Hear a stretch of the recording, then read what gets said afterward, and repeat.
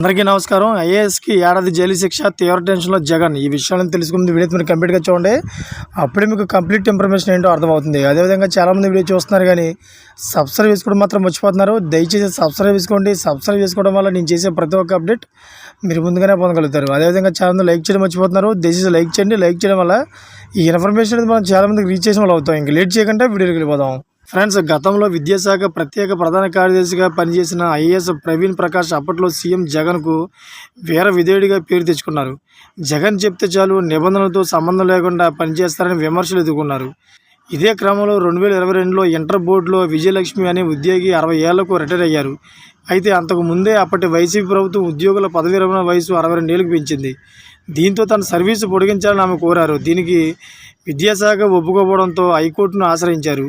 పొడిగించాలని ఆదేశాలు ఇచ్చింది. కానీ విద్యాశాఖ ప్రత్యేక ప్రధాన కార్యదర్శి ప్రవీణ్ ప్రకాష్ ఇంటర్ బోర్డు కార్యదర్శిగా ఉన్న శేషగిరి బాబు సదరు ఆదేశాలను అమలు చేయలేదు. కంపెనీ చట్టం కింద ఏర్పడిన ఇంటర్ బోర్డు ఉద్యోగులకు 62 ఏళ్ల నిబంధన వర్తించదన్నారు.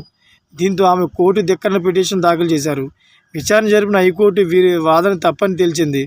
ఓ కేసులో కోర్టు ఆదేశాలు అమలు చేయకుండా వక్ర భాష్యాలు చెప్పి ఉత్తర్వుల్ని పక్కన పెట్టిన వ్యవహారంలో ఆయనతో పాటు మరో అధికారికి 4 రోజుల పాటు జైలు శిక్ష విధిస్తూ హైకోర్టు ఆదేశాలు ఇచ్చింది. దీంతో ఈ వ్యవహారం సంచలనం రేపుతోంది. గత వైసీపీ ప్రభుత్వంలో సీఎం వైఎస్ జగన్కు అనుకూలంగా వ్యవహరించి కష్టాలు కొని తెచ్చుకున్న అధికారుల లిస్టులో ఉన్న ఓ రిటైర్డ్ ఐఏఎస్ అధికారికి హైకోర్టు 4 రోజులు జైలు శిక్ష విధించింది.